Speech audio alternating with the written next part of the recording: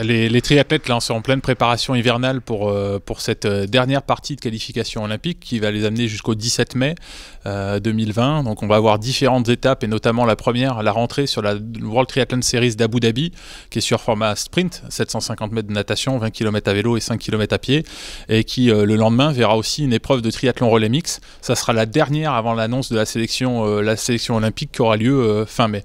Donc là effectivement il nous reste quelques compétitions avant le choix final qui interviendra autour du 20 mai pour pouvoir annoncer du coup à ce jour les 3 hommes qui seront sélectionnés pour les Jeux et entre 2 et 3 femmes. Pour le moment la France ne dispose que de 2 dossards, ce qui devrait être logiquement le nombre de dossards à disposition, donc il n'y aurait que 2 femmes sélectionnées. Alors les triathlètes français et françaises, enfin les hommes et les femmes vont devoir faire les bons choix, s'aligner sur les bonnes compétitions, chacun déjà a son petit programme bien établi. Vous êtes déjà au courant de qui va faire quoi, qui va aller où? Oui, tout à fait. On est déjà au courant, bien sûr, du programme de compétition de l'ensemble des sportifs, du programme d'entraînement aussi de ces dernières semaines et des semaines à venir d'ici aux prochaines compétitions. L'objectif pour nous, c'est de faire en sorte d'avoir les athlètes les plus compétitifs pour les Jeux Olympiques, les épreuves individuelles et l'épreuve de triathlon relais mix qui aura lieu le 1er août, parce que la France a un gros potentiel de médailles. Et finalement, la sélection, c'est qu'une étape dans ce process qui doit nous permettre de vraiment pouvoir avoir des sportifs qui expriment leur meilleur potentiel le jour J. Alors sur quoi va se baser votre choix finalement? Sur la forme du moment forcément, sur les performances, sur le passé, sur également l'hypothèse du relais mixte qui est quand même la grosse chance de médaille. Tout ça, ça va rentrer en ligne de compte. Ça va faire un choix quand même assez cornélien tout ça. Oui, alors l'objectif de la fédération et du ministère des Sports, il est clair, c'est d'obtenir des médailles à Tokyo.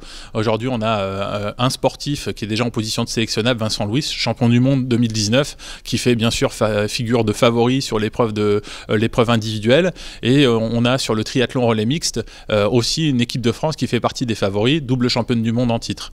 Après, on a un potentiel de performance sur l'individuel qui permet à certains et certaines d'ambitionner une place de finaliste, ce qui n'est pas du coup au niveau de l'attente fédérale. Donc c'est vrai que le filtre c'est cette capacité à obtenir une médaille, donc il reste encore ces compétitions pour nous démontrer, pour que ces sportifs démontrent ces capacités là et donc on va aussi être amené à considérer la capacité à performer sur le triathlon relais mix. Donc c'est un mix de la démonstration du niveau de performance sur cette épreuve individuelle, sur cette épreuve de triathlon relais mixte, et de voir finalement ce dernier hiver 2019-2020 ce qu'aurait pu être réalisé par les sportifs et traduit très concrètement par à la fois un résultat final, la capacité à pouvoir décrocher des médailles, gagner des WTS en individuel ou en triathlon relais mix, mais aussi sur un certain nombre de parties très importantes de la performance en triathlon. Donc c'est tout ça qu'on va analyser pour faire en sorte de faire le meilleur choix, qui sera forcément un choix cornélien.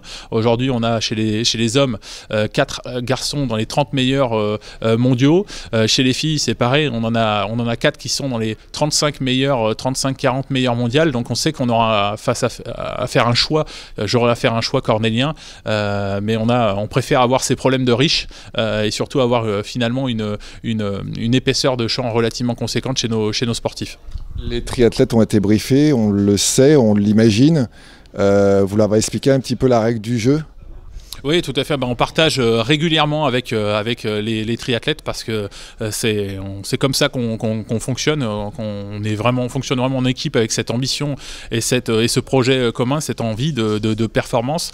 Ils savent, on en a reparlé aussi sur le regroupement du mois de novembre. J'ai pu réunir à nouveau les athlètes féminines en janvier pour leur dire que voilà, il y allait avoir ce filtre, cette sélection, ce cut, qui allait être forcément un moment difficile pour celles qui n'étaient pas sélectionnées. On est dans une situation finalement difficile pour les athlètes, mais c'est inhérent au sport de haut niveau d'être sélectionné, de ne pas être sélectionné.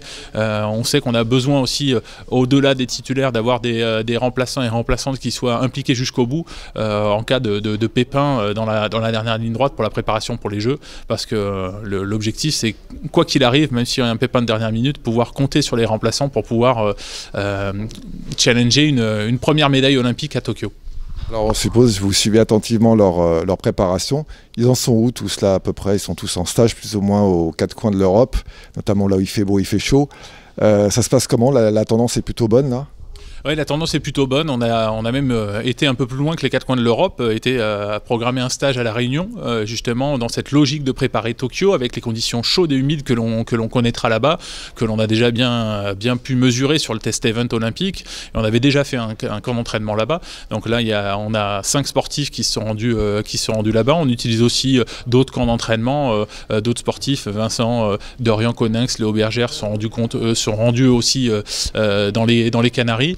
Les retours sont très bons. On est plutôt pour le moment épargné des pépins de santé. Voilà, un petit problème pour un ou une sportive à un certain moment, mais pas de blessures graves. Donc c'est surtout ce qui est important à cette période-là, pouvoir faire un gros volume d'entraînement, pouvoir aussi à l'approche des compétitions aller solliciter ses intensités, ses allures de course.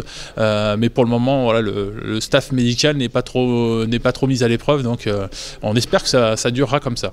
Donc le calendrier, on le rappelle, en vue des Jeux Olympiques, c'est quoi concrètement? Les dates importantes qui attendent les triathlètes français et françaises? La première date importante, ça sera l'épreuve d'Abu Dhabi, voilà, qui va se dérouler les 6 et 7 mars là-bas. On aura aussi la chance d'avoir l'équipe de France de paratriathlon, donc on a tout le collectif France qui se déplacera là-bas, puisque c'est une épreuve importante, avec l'épreuve individuelle sur format sprint, l'épreuve de triathlon relais mixte. On aura ensuite un petit peu de temps avant la WTS des Bermudes, sur lequel certaines Français seront alignés. On a fait le choix aussi d'aller sur l'épreuve de Coupe du Monde de Huatulco, qui se déroulera au Mexique, là aussi pour rencontrer des conditions chaudes et humides et pouvoir tester à la fois nos stratégies d'acclimatation mais aussi la capacité à performer dans ces conditions de nos athlètes. Et enfin la dernière compétition support de sélection pour les Jeux Olympiques, ça sera l'épreuve de WTS de Yokohama qui se déroulera les 16 et 17 mai. Et c'est à l'issue de cette épreuve que je prendrai la décision de l'annonce de la sélection olympique.